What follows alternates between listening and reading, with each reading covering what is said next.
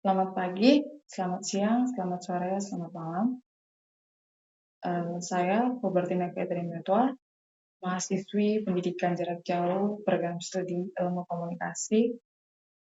Di sini saya akan mempresentasikan materi mengenai pendidikan agama, secara khusus pendidikan agama Katolik. Di sini saya akan membawakan tentang materi tentang rangkuman materi dari sesi 1 sampai sesi 12 mengenai pendidikan agama. Nah,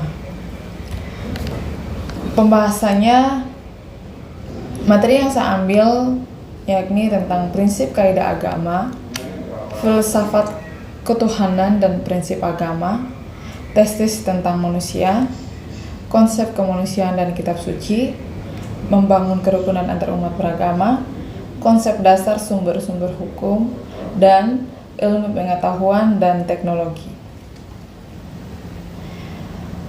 Materi yang pertama tentang prinsip kaidah agama. Ada beberapa filsafat yang secara khusus menjelaskan tentang prinsip agama ini, yakni antara lain ada 3 yang saya taruh di sini. Pertama, membantu mengambil sikap sekaligus terbuka. Kemudian, membuka sarana yang baik untuk menggali kembali kekayaan kebudayaan dan tradisi-tradisi dan filsafat Indonesia. Yang ketiga, sebagai kritik ideologi, filsafat membangun kesanggupan untuk mendeteksi dan membuka kedok-kodok ideologis dari berbagai bentuk ketidakadilan sosial, di mana pelanggaran terhadap martabat dan hak asasi manusia yang masih terjadi. Kemudian, selain dari 3 filsafat dari prinsip agama, ada juga mengenai filsafat itu dia merupakan dasar yang paling luas untuk berpartisipasi secara kritis dalam kehidupan intelektual agama. Dalam kehidupan intelektual bangsa. Selain dia menjadi dasar yang paling luas, dia mempunyai salah satu fungsi yang penting dari keempat yang tadi, yakni filsafat menyediakan dasar dan sarana sekaligus dadakannya dialog antar agama-agama yang ada di Indonesia dalam rangka membangun kerjasama antar agama dalam membangun masyarakat adil, makmur, berdasarkan Pancasila. Poin yang berikut tentang fungsi filsafat dan cara beragama. Fungsi filsafat ini ada 2. Yang pertama itu secara sistematis, artinya menawarkan metode-metode mutakhir untuk menangani masalah-masalah mendalami manusia. Kemudian yang kedua, melalui filsafat kita dapat belajar mendalami, menanggapi, serta belajar dari jawaban-jawaban yang sering ditawarkan. Kemudian cara beragama. Cara beragama ini ada 4, yakni secara tradisional. Kalau secara tradisional ini dia yaitu cara beragama yang berdasarkan tradisi. Cara beragama yang berdasarkan tradisi atau cara mengikuti cara beragama dari nenek moyang atau pendahulu-pendahulu. Nah, secara formal yaitu cara beragama berdasarkan formalitas yang berlaku di lingkungan atau masyarakat. Sedangkan secara rasional yakni cara beragama yang berdasarkan penggunaan rasio sebisanya. Untuk itu, mereka selalu berusaha untuk memahami, menghayati ajaran agamanya dengan pengetahuan dan pengalamannya. Yang terakhir itu cara beragama metode pendahulu. Cara beragama metode pendahulu ini yaitu cara beragama berdasarkan penggunaan akal dan hati atau perasaan di bawah wahyu. Poin yang berikut tentang filsafat ketuhanan dan prinsip agama. Ada 3 filsafat ketuhanan dan prinsip agama, yakni Di sini dia menjelaskan fungsi agama bagi kehidupan. Selain menjelaskan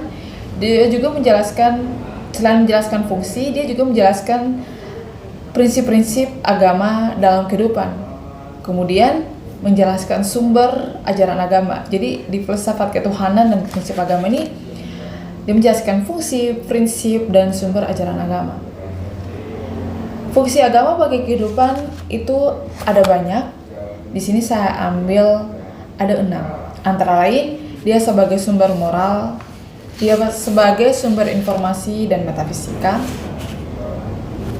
Dia sebagai sumber informasi metafisika. Kemudian memberikan bimbingan rohani bagi manusia.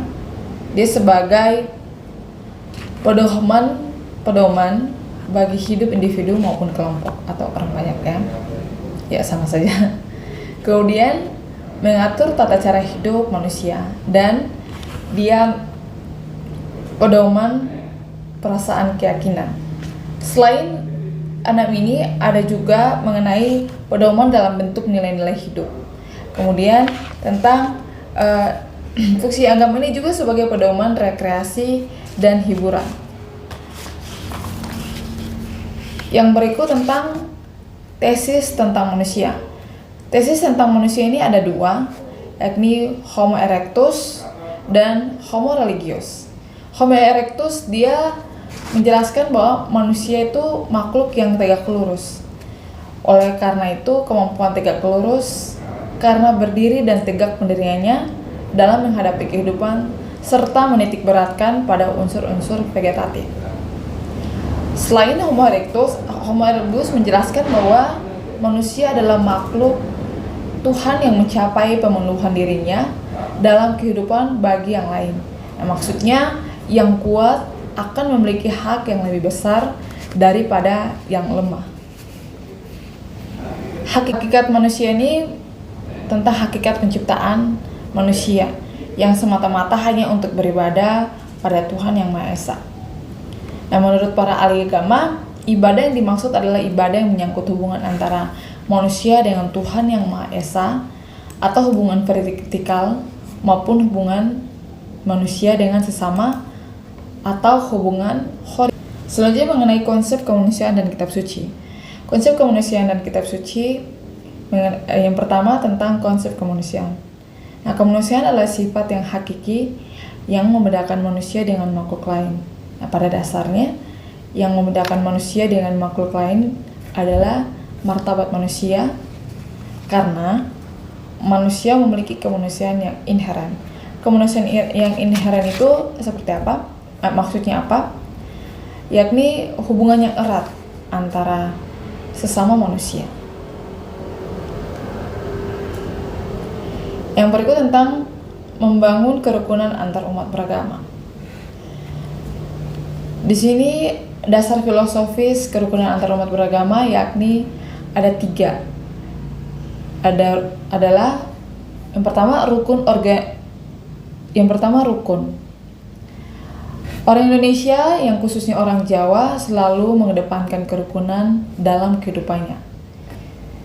Dasar filosofis yang kedua adalah harmoni, di mana orang Indonesia khususnya orang Jawa selalu mengedepankan keseimbangan antara mikro dan makrokosmos.